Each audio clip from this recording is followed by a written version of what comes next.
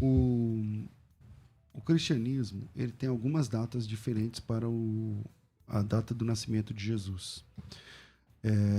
A maior parte da igreja cristã oriental celebra essa data em janeiro, no dia 6 de janeiro. Algumas outras entre setembro e outubro. E a maior parte da igreja no Ocidente no dia 25 de dezembro. Ora, sabemos que o dia 25 de dezembro era antigamente uma data pagã e que foi cristianizada, né, quando o cristianismo assume todo o poder e tal. Então, algumas datas são trocadas, né, os feriados trocam de nome. E é o que acontece no dia 25 de dezembro. Mas vamos lá. Eu estava dizendo, não lembro qual era o assunto agora, mas eu estava dizendo, não, mas a Bíblia mostra que pelo menos uma data muito aproximada do nascimento de Jesus. E fiquei de mostrar isso para vocês. Então vamos lá. São alguns textos que a gente precisa ler. O primeiro deles está no primeiro livro das Crônicas. Primeiro livro das Crônicas, capítulo 24. Então confira comigo aí. O versículo 2 e 3. Vou dar um pano de fundo rápido por conta do texto. É melhor ler. Quando os filhos de Arão foram eles divididos em seus turnos, filhos de Arão, Nadab, Abiú, Eleazar e Tamar. Nadab e Abiú morreram, vocês lembram do texto, né? Essa informação aparece lá no livro de Levítico, capítulo 10. Nadab e Abiú morreram antes de seu pai e não tiveram filhos. Então sobra Eleazar e Tamar. Oficiavam como sacerdotes. Versículo 3. Davi, junto com Zadok, filhos de Eleazar, com Aimeleque, filhos de Itamar, os dividiu segundo seus deveres no ministério.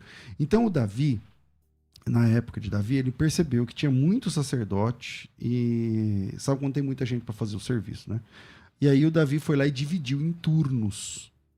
Ele dividiu o serviço sacerdotal em 24 equipes, 24 turmas, tá? Como se fossem 24 sobrenomes que descendiam de Eleazar e Itamar. E esses 24 turnos são muito importantes para a gente entender a data do nascimento de Jesus. Eu vou ler o texto.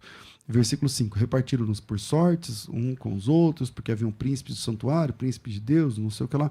E aí, Semaías, versículo 6, escrivão, filho de Natanael, levita, registrou-os na presença do rei, dos príncipes e tal.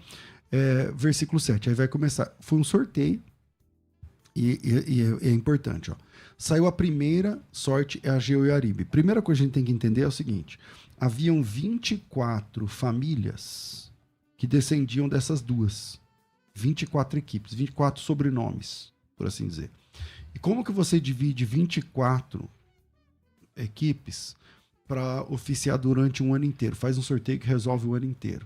Simples. 2 equipes por mês, ou uma a cada quinzena.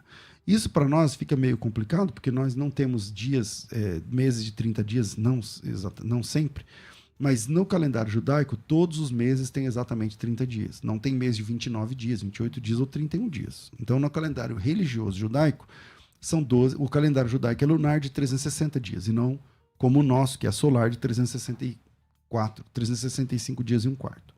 Então, isso está resolvido. Então, como eles dividiram? Cada turno duraria uma quinzena. Então pega assim, como se fosse o primeiro turno do dia 1º de janeiro até o dia 15. O segundo do dia 16 ao dia 30. O terceiro do dia 1 de fevereiro até o dia 15. O quarto do dia 16 ao dia 30.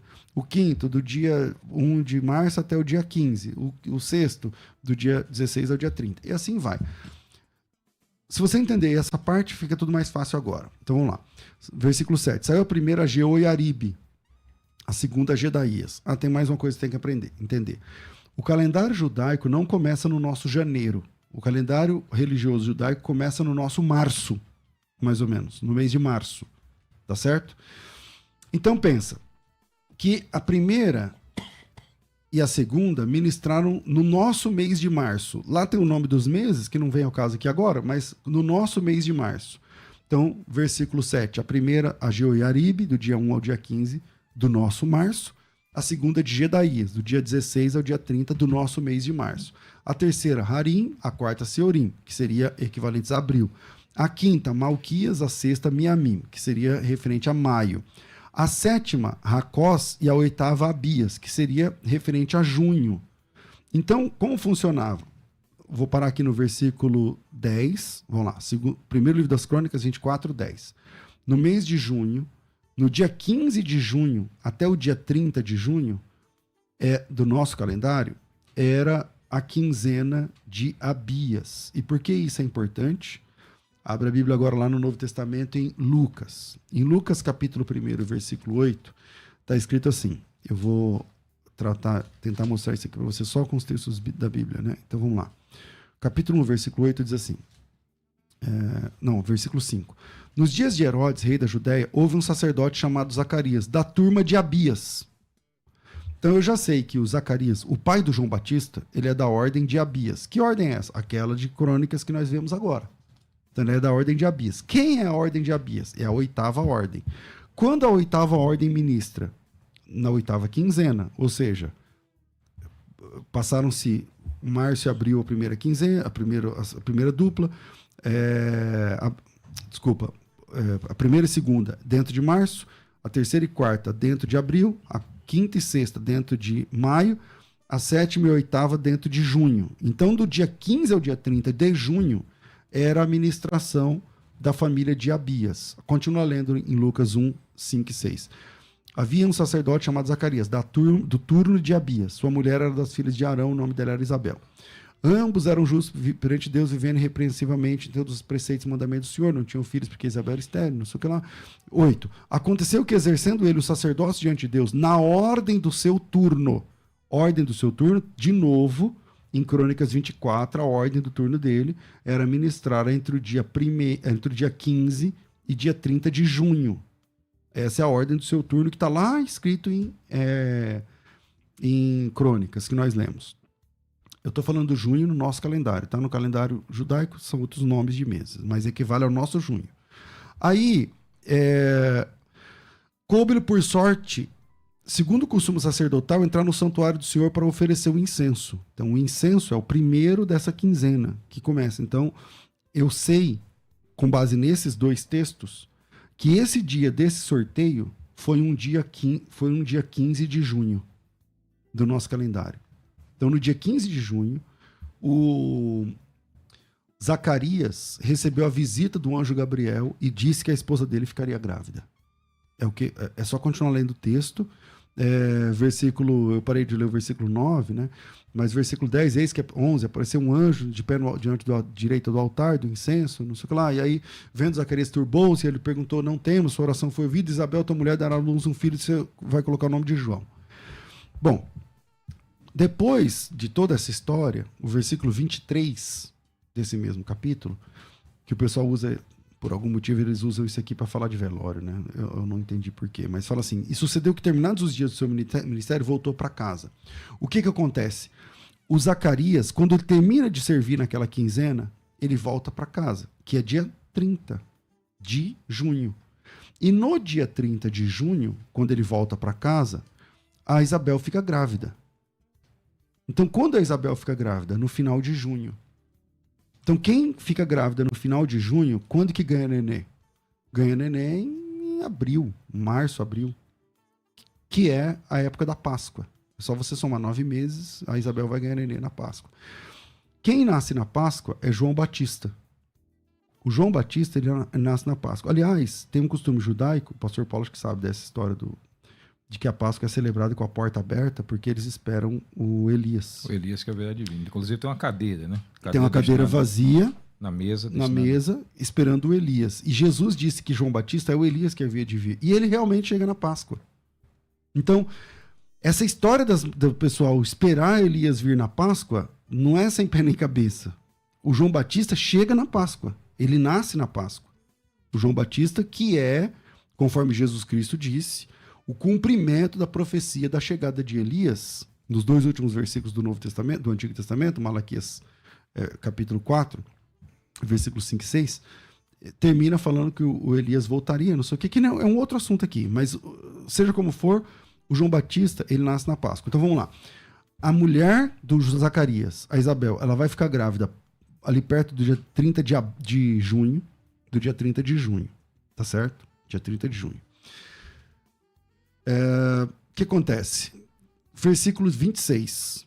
No 6º mês da gravidez da Isabel, O anjo Gabriel, o mesmo anjo, foi enviado da parte de Deus para a cidade de Nazaré, da Galiléia, chamada Nazaré, uma virgem desposada de um homem da casa de Davi, não sei o que lá, cujo nome era José, a virgem se chamava Maria.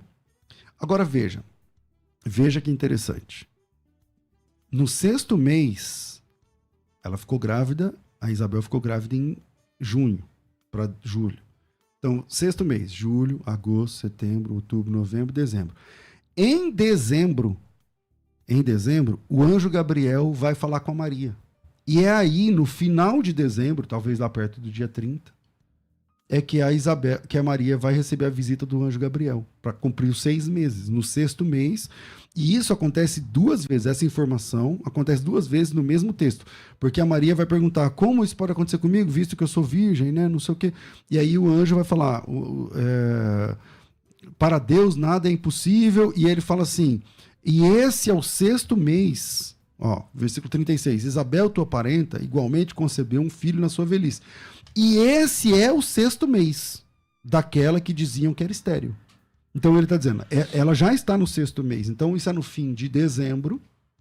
No fim de dezembro, talvez comecinho de janeiro, dia 2 de janeiro, sei lá, não dá para falar exatamente, mas é no fim de dezembro para o começo de janeiro. No fim de dezembro para o começo de janeiro, a Maria, ela fica grávida, sobrenaturalmente. Então Jesus poderia ter nascido em dezembro? Não. Por quê? Porque em dezembro a Maria, ela recebe a visita do anjo Gabriel e ali ela fala, cumpra-se em mim e tal, tudo mais. E aí quando você continua lendo o texto, aí tem o Cântico de Maria, não sei o quê, aí vai para o próximo, tem o lance lá de Maria e Isabel e tal, e aí entra no próximo capítulo, que é o capítulo 2. E no capítulo 2 fala do edito lá para fazer a contagem e tudo mais. Diz que quando a Maria e o José foram para Belém, completaram-se os dias. Ou seja, quando que completa os dias para uma mulher grávida ganhar neném? Quando há 9 meses. Então Jesus nasceu de 7 meses, de 6 meses, coisa parecida. Completaram-se os dias e ela deu à luz ao seu filho primogênito. Então, quem fica grávida no fim de dezembro, começo de janeiro, então você conta mais 9 meses. Então nós estamos no mês 9. Por isso, a data do nascimento de Jesus não pode ser em dezembro, mas entre os meses de...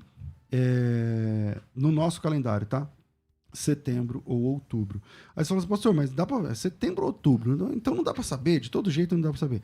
Então, quando você tira o calendário bíblico das festas judaicas, não dá para saber mesmo. Mas quando você aproxima esse calendário, aí você consegue entender que, por exemplo, João Batista chega na Páscoa. O Espírito Santo chega em Pentecostes. E Jesus chega na festa de Tabernáculos. Eu sei disso por quê? Porque entre setembro, no nosso calendário, e outubro, acontece uma festa muito importante, que é a festa de Tabernáculos. E lá no Evangelho de João, bem escondidinho lá no capítulo 1, vai dizer que o versículo 10, não 12 e tal, que 14, o verbo se fez carne e habitou entre nós. E a palavra lá é tabernáculo. A palavra grega... Tabernaculou-se, né? É tabernaculou. O verbo se fez carne e tabernaculou conosco. Entende? Então, é muito provável, com base em João capítulo 1, versículo... Bom, pela data dos requisitos todos judaicos e todas essas datas desses textos que eu estou mostrando para vocês na Bíblia, então a Maria ficou grávida em dezembro, final de dezembro, começo de janeiro, por aí. Agora, o texto de João 1,14 diz que o verbo se fez carne e tabernaculou. A palavra grega ali, qual que é a palavra grega que aparece? Esquinosen. Entendeu? Tabernacular. É isso aí. É de tenda mesmo. De tenda. Então ele fez a tenda aqui. E aí, o que é isso? Porque se não é isso, todas as festas judaicas têm um cumprimento no Novo Testamento, menos tabernáculos. Entendeu? Tabernáculos é uma festa só de característica judaica. O Sukkot. A Páscoa, tudo bem, Jesus é a nossa Páscoa. O Pentecostes lá, acontece lá a entrega da lei, mas para nós tem um significado, que é a chegada do Espírito Santo. Mas e tabernáculos? Tabernáculos tem um significado judaico, mas não tem uma contraposição cristã. Não tem um antítipo, né? Não tem um antítipo. Tem um tipo no judaísmo, mas não tem um antítipo. Só que ela é uma das 3 festas judaicas mais importantes. As 3 mais... Tem muitas festas judaicas, mais de 40. Mas as 3 mais importantes é Páscoa, Pentecostes e tabernáculos. Então, na Páscoa, o João Batista chega, no Pentecostes, o Espírito Santo chega, e em tabernáculos, Jesus chega.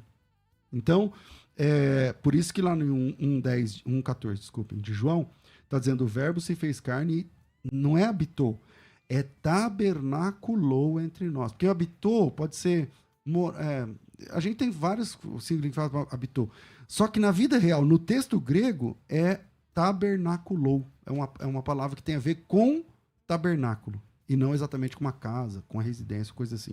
Então, com base nesse texto, quando eu digo assim, vai chegar a festa de tabernáculos, que para nós é um calendário randômico, porque o nosso calendário, como eu disse, é solar, deles é lunar, nunca bate no mesmo ano. Então, se você descobrir quando é, porque esse ano cai dia 29. Mas não é que o ano que vem vai cair dia 29.